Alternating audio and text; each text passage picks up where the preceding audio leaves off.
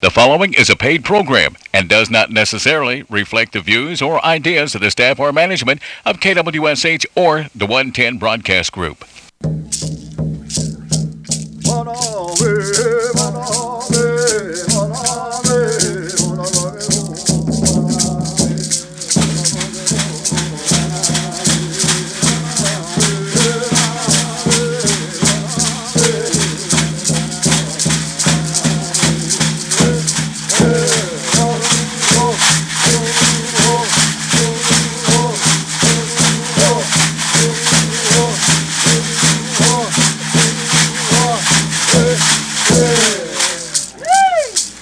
Hey, good morning.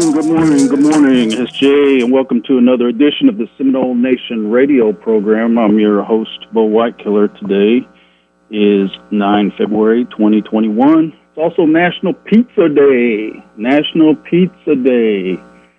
The adopted food of all fried bread lovers everywhere. National Pizza Day.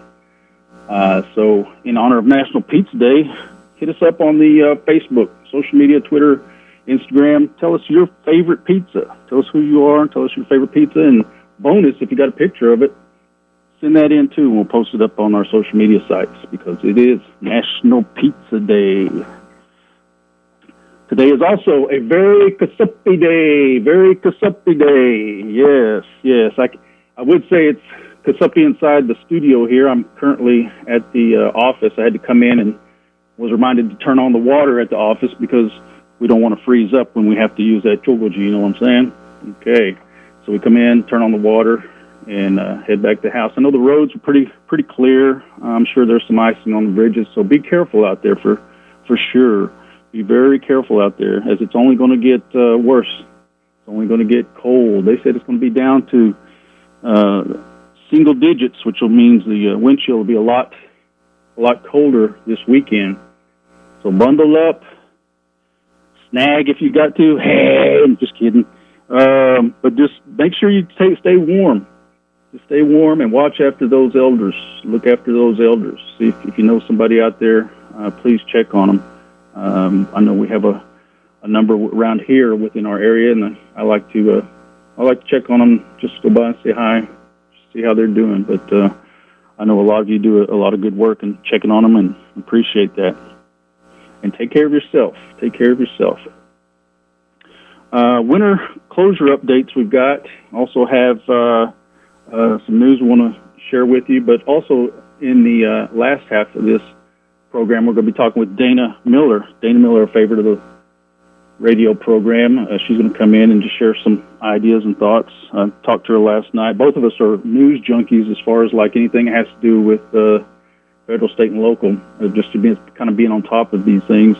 I asked Dana to come in and just share some of her thoughts about the what we can do to get voters, to get people, get them ready to get involved in the voting. You know, that's one thing that we have in our democracy, and everybody is equal is a vote. So we're just going to be talking a little bit, just sharing ideas, and so. Just stand by, and we'll be talking with Dana here. She's standing by on there. Dana, can you hear us? Yes, good morning. Okay, all right. So just stand by, and we'll get this going. Good to hear from you. And you staying warm? I am, and I'd like to tell you and everybody else happy Pizza Day. It's really exciting. What's your favorite pizza, Dana? Sam and Ella's is a restaurant in Tahlequah. It has a pizza called the Big Sloppy, and it's amazing. So, yeah, it's still too cold to drive out there today, but definitely it's on my mind right now. All right. Well, we're definitely going to try some Sam and Ella's, you said? Give them a shout-out, maybe get a free pizza? Yeah, definitely. It sounds like salmonella, which is not a good name, but it's Sam and Ella. All right. Okay. All right, well, stand by a minute and let me get this out of the way, and we'll continue on. Weather closures as of 10:30 today. 10:30 today, weather closures for the Seminole Nation. We have the Seminole Nation Public Transit will be closing all day today due to inclement weather, and all scheduled passengers will be notified as soon as possible. I'm sure they have been already. But if you have any questions or concerns, please call 405-584-2841. That's the transit office at 405-584-2841. 401 and leave your name, number, and a complete message. Mado, and stay safe, they say. Also, the Senior Citizen Center OAP will be closed today. The JOM office, Johnson O'Malley Program office, will be closed today, as well as social services. Social services left us a number in case you need to get in touch with them for immediate assistance. You may dial 405-257-7200, 405-257-7200, as well as the tribal court. Tribal court is closed, and they have left a number as well. It's 405-221-0587. That's 405-221-0587, tribal court. And job placement and training office is open today, but closing early at 4 p.m. today. So the job placement and training office out there at Miccosukee is open today, but closing early at 4 p.m. And also, we've been notified that telework will be done from the Wildlife Parks and Recreation Department. They are doing telework from home. Some obituaries that we have. Pastor Bill Barnett walked on Friday, February 5th. Pastor Barnett's funeral services will be held at the First Baptist Church in Seminole this Friday, February 12th at 1 p.m. The services will also be streamed online. Interment will be at Shawnee Fairview Cemetery, and due to weather and the coronavirus, there will be no wake service. Catherine Deere, Tecumseh resident, passed away on Wednesday, February 3rd, 2021, in Shawnee, Oklahoma, at the age of 78. Catherine was born on September 6, 1942, in Seminole, Oklahoma, and was adopted and raised by Jackson and Inez Mitchell Deere. She was a graduate of Seminole High School and later attended Haskell Vocational School. Funeral services will be held today, or were held today, at 10 a.m. at Swearingen Funeral Home, with Alan J. Washington officiating. Services are under the direction of Swearingen Funeral Home in Seminole. Roberta Jean Bertie Kuhn of Shawnee, Oklahoma, age 66, passed away Friday, February 5th, 2021. She was born April 19th, 1954, in Sapulpa, Oklahoma, to parents William E. Tiger and Fanny Brown. Bertie graduated from Bolegs High School in 1972 and went on to own her own beauty shop, Bertie's Cut and Curl, in Conway, Oklahoma. Visitation services for Bertie will be from 5 to 7 p.m. today at Swearingen Funeral Home in Seminole, and the family is asking everyone who attends the visitation to please wear a mask and practice social distancing. A celebration of life service will be held at a later date. Saukwa High School's Harry Slick Factor Jr. passed away Saturday, February 6, 2021, in Holdenville at the age of 56. He was born November 28, 1964, to Harry Factor Sr. and Ramona Cully Robinson. Harry married Rhonda Factor May 6, 1995, at Spring Baptist Church in Saukwa, where Harry worked as a field supervisor in housing for many years before his health declined. Wake service will be 7 p.m. Wednesday, February 10th, at Harvest Time Church in Holdenville, with the funeral services set at 1 p.m. Thursday, February 11th, 2021, at Harvest Time Church in Holdenville, Oklahoma. Interment will follow at Spring Baptist Church. This time, we'd like to offer a moment of silence and our condolences to all the families.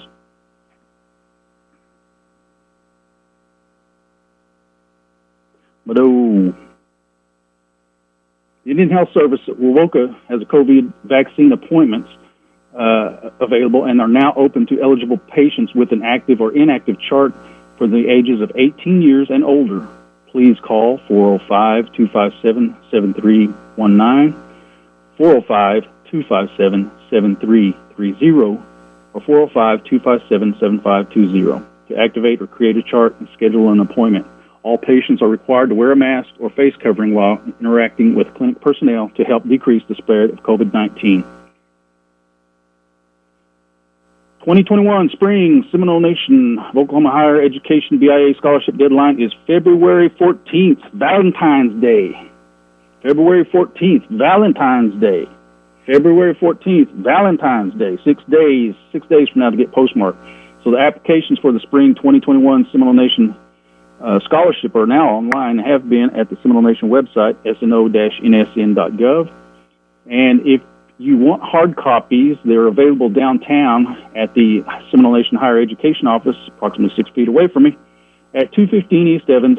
And you can also contact Clara at 405-716-6040, 405-716-6040, and she'll be happy to talk with you about it.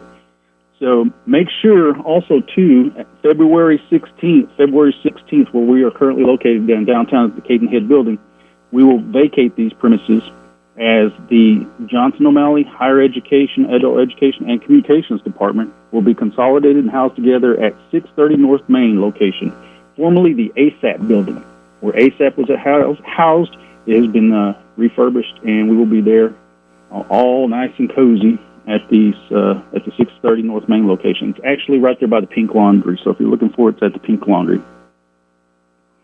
And then ASAP will be moving to the old Johnson O'Malley office, which is 2524 West Wrangler location, 2524 West Wrangler location, immediately across from the Seminole State College. It's where the old Johnson O'Malley building was. So again, please remember, ASAP will be moving to the old Johnson O'Malley office over by the Seminole State College at that corner, and we will all be housed together, Johnson O'Malley Higher Education and Communications, at the former ASAP building.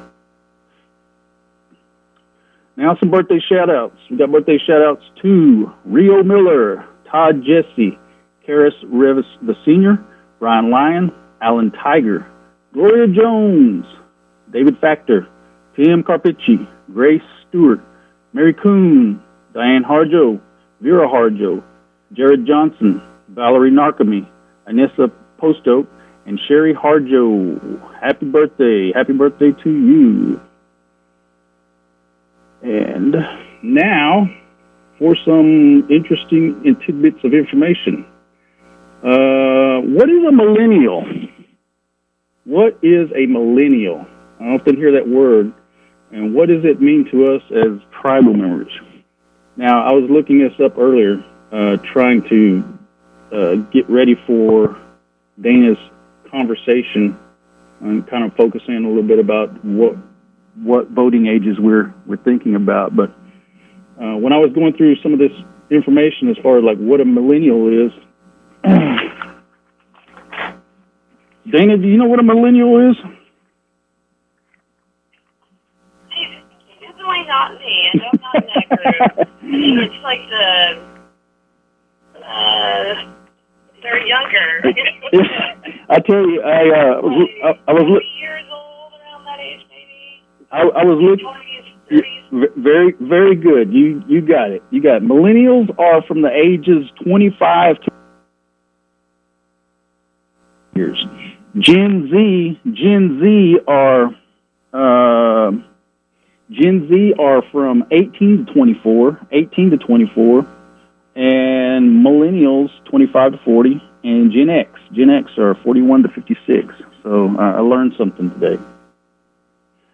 Now, we were talking about voting last night. How can we get folks interested in voting? We do have the upcoming tribal elections, and some of our folks are, right now, officially, we have 3 that have started their campaigns with the for the office of chief and 1 for the assistant chief, and also with general counsel will be coming up. Now, my question to you, Ms. Dana Miller, what can we do to get voters active? What can we do within the Seminole Nation to get voters active? Thoughts? Sure. Yeah. So, Mado, for asking me to come on and visit. I think the last time I was able to visit with you all was about the Native American Voters Caucus, which is our efforts to get Native Americans involved in the voting process, kind of on a statewide and local and national scale.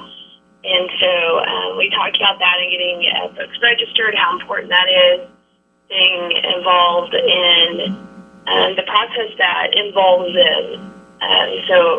Getting folks out to vote. And, we saw some really great, I was really inspired, and I know you kept up with it too as well, Bo, but, in Oklahoma, definitely, I don't know if that made the national news in Oklahoma, but there were some pretty big wins this past election season. But even locally, we had Lisa Cobb, who ran for. This was this past summer, but she's a tribal citizen Seminole tribal citizen. She ran for the school board, Yes. Seminole school board, and won by literally just a handful of votes. And I thought that was pretty powerful. I know that she had reached out to myself and a few other folks in the tribal community to, get folks encourage them to get out and vote, to support her campaign, and she was successful. And I'd like to think that just that handful of votes, that could have been our tribal community supporting her. So I was really excited about that. Yes. On a national level, definitely hearing about the impact that tribal votes had in the presidential election in Arizona, where, the stories came out that, the Navajo Nation is one that flipped Arizona, basically. Right. And so then you hear of, the African-American vote in Georgia that, flipped presidential and their congressional seats. So just those stories of kind of the impact that the Native vote can have has been really encouraging. And so definitely, I'm going to step up those efforts more, and again, just continuing to encourage, my brothers and sisters in the tribal community to register to vote, encourage your family members to vote and to stay active. Just yesterday, I had a visit with some of my sisters from a group called Matriarch, and we got together to try to figure out how we can advocate for some laws that are going through at the state level here in Oklahoma to address missing and murdered Indigenous women and missing and murdered Indigenous persons. There's a bill that was addressing kind of an alert system for when Native adults go missing under suspicious circumstances, and very specific to a case involving a transgender Cherokee woman.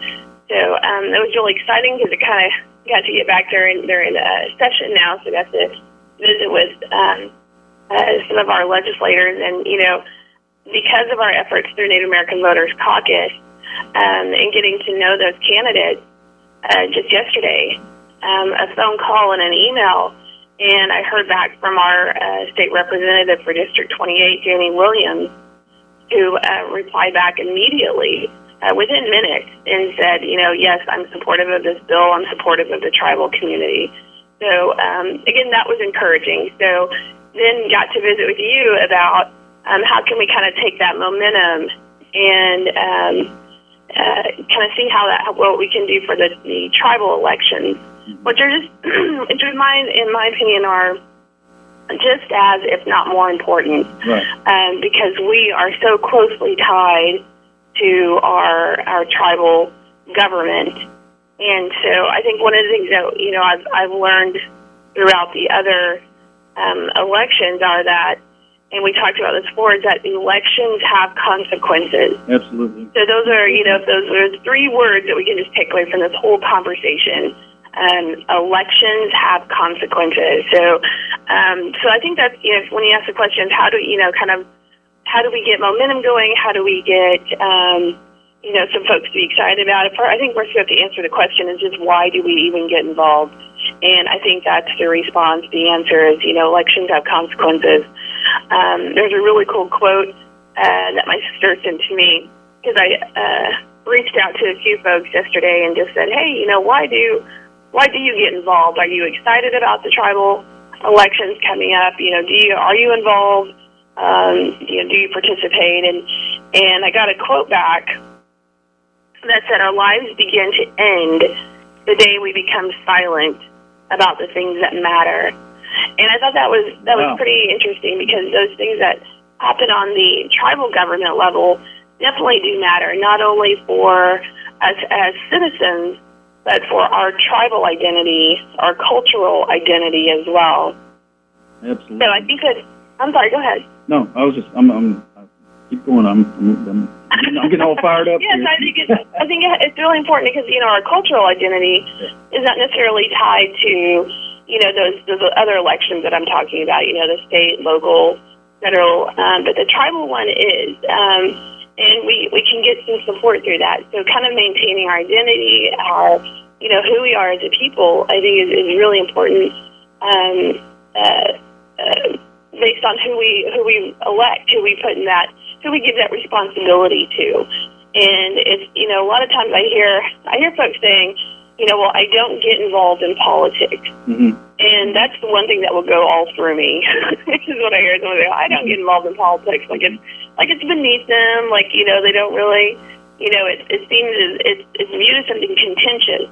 And I contend, and I hope you do, and I hope the listeners do, that it's not contentious in the least. I think it's our duty. I think it's our ancestors, the people who paved the way for us to have a government that functions and serves the people is something we should be proud of. It's exciting. Our people fought, and still to this day fights to have our elections to be fair.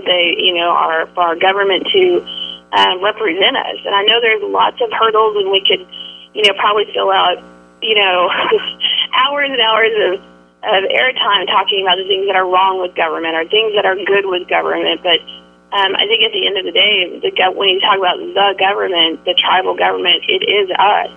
It's not just, one or two people. It's the entirety of the nation. So, so it's kind of my answer for the so what. So I think, when we look at kind of how can we engage and get folks excited, I think it's one, just to, elections have consequences. It's, our government represents us. We are the government. And, if you want changes, if you want to see things different, or if you want things to stay the same, the voice you have is through your vote. So I'm actually hoping that you mentioned there were 3 candidates who had filed for chief already. I know they have a little bit more time, so there might be some more out there. So I'm hoping they're listening because I'm interested to hear a little bit about what they're going to be doing as far as engaging tribal citizens during this time of national emergency. While because we're used to the dinners and the hot dog weenie roasts and different things like that, where we can go out and shake hands and meet people and have a cup of coffee with somebody. But that's really difficult during this time. So I really do hope that those candidates get creative and maybe utilize social media to reach out to the voters. I know the newspapers are really popular with some of the elders. You're talking about the millennials. I think they only communicate through social media. I don't even know if they talk on the phone with people anymore. I don't think that's the thing at all. So do you have any ideas, Bo, on how to reach out to folks? I was just reading something earlier, and I'll just share it with you. It was talking about some strategies to appeal to millennial voters. It said millennials have the power to influence elections on a local and national scale. A recent Pew Research Center report found millennials passed baby boomers to become the largest living generation, with 75.4 million aged 18 to 34. And so, I've got a new millennial. She just turned 18, and so I sit down and I ask her, so what are some things that you're interested in, and how do you communicate those interests? And of course, like you just said, social media. Again, with this article, it says the best way to win over young voters to appeal them over social media. A 2015 College Explorer study found that 35% of respondents said social media was the top way to reach and influence their demographic. Social media platforms that continue to carry significant weight to regard to voter turnout include Twitter, Facebook, Instagram. However, since the 2012 presidential election, over networking sites such as Snapchat and Pinterest have been growing significantly. So there are some areas there that I don't think have been exploited. I'm fairly new to the election processes here within the tribal area, but I think that those are some of the areas that we're seeing a big pickup on people viewing, reaching, talking about.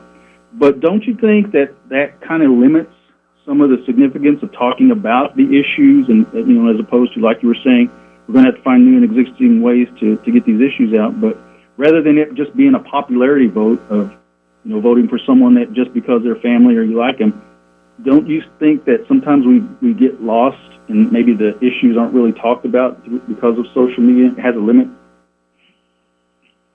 Oh, absolutely. Yeah, that was the kind of the throwback was the, the times I'm looking back into, the elections that have passed, and there would, those let's sit down and talk face to face and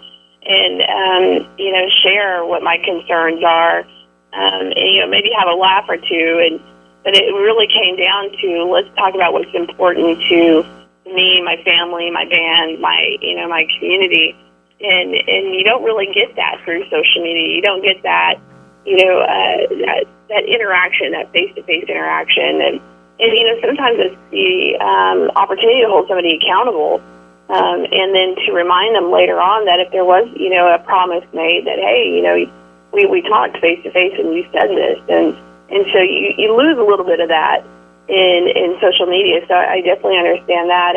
I think it is going to be really tough for the candidates to figure out a way to continue that sincerity in their campaigns, and I really hope they do still try to get that meaningful engagement with the community, because it really is needed.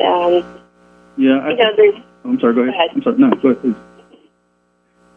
I think one of the talking points from that too as well is that it maybe, if you could turn it around, how can you make it to where it's a benefit?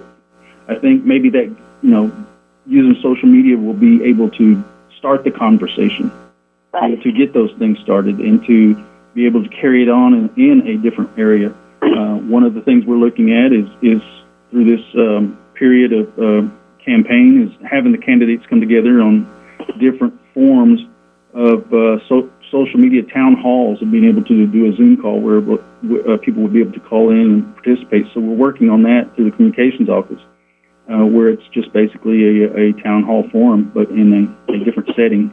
But it would allow candidates to be a little bit more focused on what they say. So we're going to be trying that out.